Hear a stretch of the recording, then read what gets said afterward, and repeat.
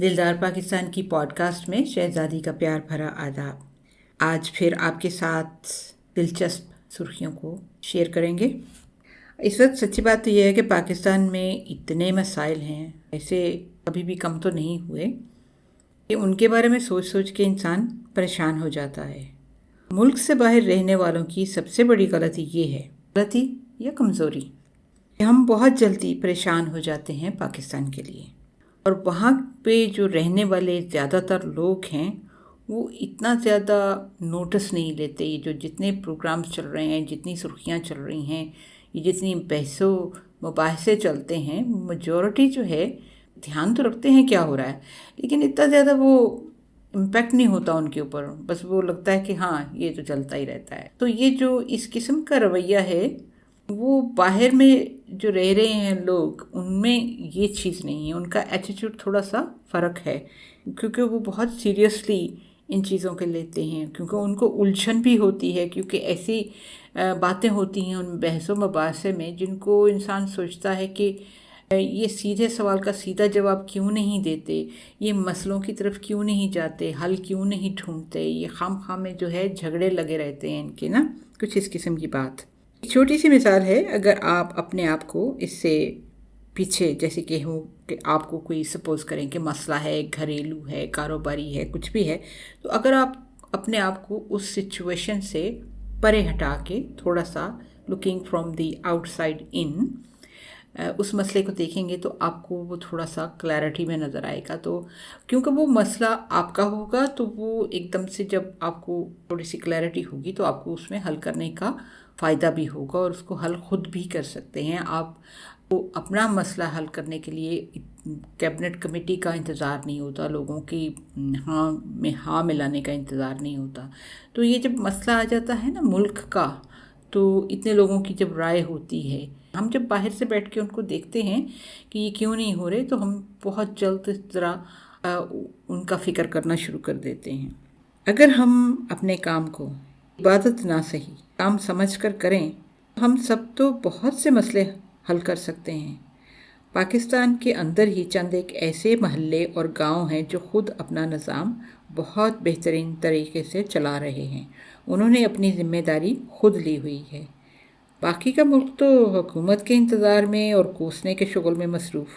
अगर हम सब अपनी अपनी ज़िम्मेदारी ले लें तो शायद सिस्टम में इतने ज़्यादा सियासतदानों की ज़रूरत भी ना रहे और ख़बरों की सुर्खियाँ दमकती हों ना कि दहकती, जैसे कि अब हैं। इसी महीने दिसंबर के कुछ चंद दिनों पहले की सुर्खी थी, इमरान खान यानी इमरान रियाज खान निहाल हाशमी को छेड़कर मज़े लेते रहे। वो प्रोग्राम अगर आपने देखा होगा तो आप शायद आपको याद आ जाए। सुर्खियाँ तो मज़ेदार लगती हैं ना, इसलिए आपसे शेयर करते हैं। लेकिन हैरत की बात तो यह है कि निहाल हाशमी तो पहले से ही बहुत वफ़ादार हैं और अब उनकी पार्टी के लीडरान, उनके बड़े लीडरान ऑडियो और वीडियो का गैर अखलाक़ी ट्रेंड चला रहे हैं और चलाते जा रहे हैं और सिलसिला ख़त्म नहीं हो रहा। तो ये अपना सर कैसे उठाकर चलते हैं।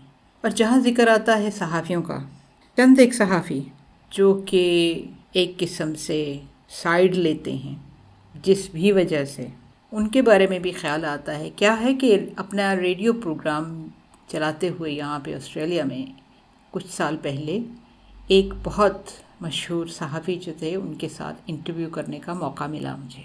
उस वक्त तो शायद प्रोग्राम के लिए मैंने हमेशा सीरियसली सारी ख़बरें देखी और सुर्खियों कोई तरफ कि मज़ाहिया होने के बारे में सोचा नहीं है। तब तक शायद इतना सोशल मीडिया वाइब्रेंट भी नहीं था और इस किस्म की सुर्खियाँ ध्यान भी नहीं दी थी, आ भी नहीं रही थी और ना ही ध्यान दिया था।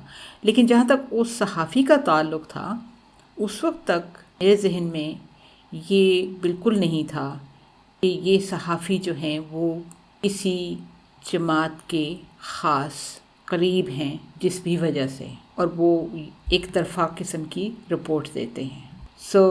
बाद में कुछ साल बाद पाकिस्तान जाके जब पता चला और जब ख़बरें देखी तो फिर काफ़ी अफसोस हुआ, नाउमीदी सी हुई कह लीजिए। अब चलते हैं कुछ उन सुर्खियों की तरफ जो कि पिछले हफ्ते के दौरान चीदा नज़र आईं। एक थी साकिब निसार की ऑडियो लीक, नून लीग को मुंह की खाना पड़ी।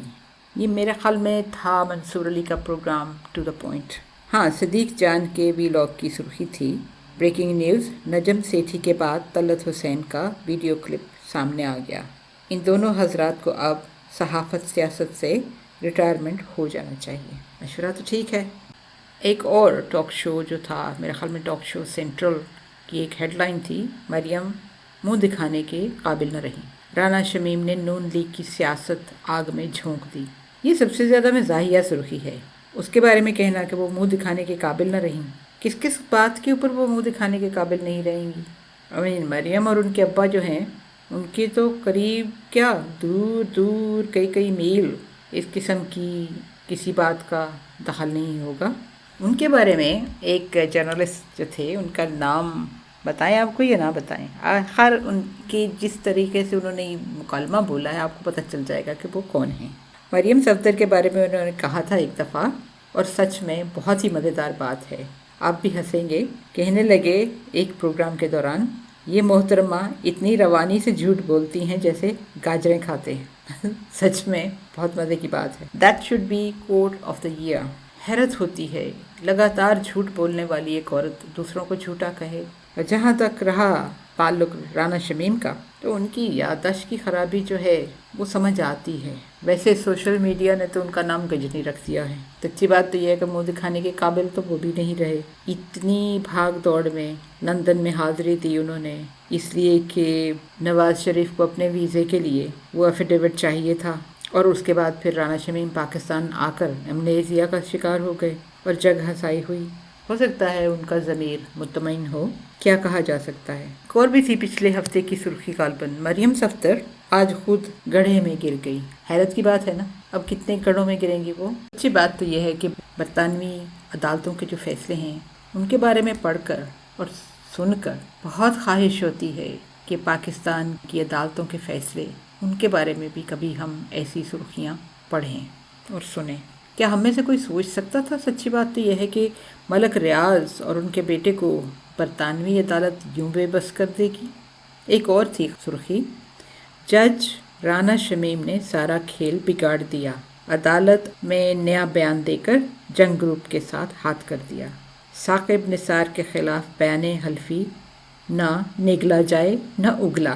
یہ آج کل کچھ یہ معاملے ہو رہے ہیں طے، اور شاید انہوں نے باہر جانے کی کوشش بھی کی ہے۔ لگتا ہے کہ کچھ یہ معاملہ سیٹل ہو رہا ہے۔ اور وہ جو پہلی سرخیہ جس کے بارے میں آپ سے بات کی تھی کہ یہ کس کے گلے پڑنے والا ہے، لگ رہا ہے نا کہ جو پیشین گوئی تب ہوئی کی تھی کہ یہ بیان کس کے گلے پڑنے والا ہے، وہ پیشین گوئی بھی پوری ہو گئی۔ سچی بات یہ ہے کہ اگر پورے ہفتے کی سرخیوں کو آپ دیکھیں تو رانا شمیم تقریباً نمبر 1 پہ جا رہے ہیں، اگر ٹاپ 10 کے حساب سے یہ سرخیوں کو دیکھیں، اور ان کے ساتھ جو ہے مقابلہ کا الیکشن کمیشن کا ہے۔ اس وقت الیکشن کمیشن نے بات مان کر، پہلے تو وہ اڑے ہوئے تھے کہ انہوں نے EVM جو ہے وہ استعمال نہیں کرنی، اب لگتا ہے کہ آپس میں انہوں نے کوئی بیٹھ کر میٹنگ کی ہے کہ تھوڑی دیر کے لیے جو شور شرابہ ہے کم کر دو، دیکھیں گے کام کیسے ہوتا ہے۔ ہم تو تب مانیں گے جب کہ واقعی میں الیکشن جو ہیں EVM سے ہوں۔ ابھی تو وقت پڑا ہے، شاید کوئی ڈبے میں سے اور سرپرائز نہ نکل آئے۔ EVM کا جو سلسلہ جب سے شروع ہوا ہے، جب سے حکومت نے یہ بل پاس کیا ہے، ابھی دیکھتے ہیں کیا ڈیولپمنٹس ہوتی ہیں۔ اس کے بارے میں ایک اور پوڈ کاسٹ میں بات کریں گے، اور پھر دیکھیں گے، تب دیکھنے کا مزہ آئے گا کہ اس وقت کیا بیانات کے لوگ دیتے تھے اور کیا حالات تھے، اور آگے یہ سلسلہ کیسے بڑھا۔ ان سرخیوں کا سلسلہ یہاں پر روکتے ہیں۔ ہمارا ای میل ایڈریس ہے dildarpakistan@hotmail.com۔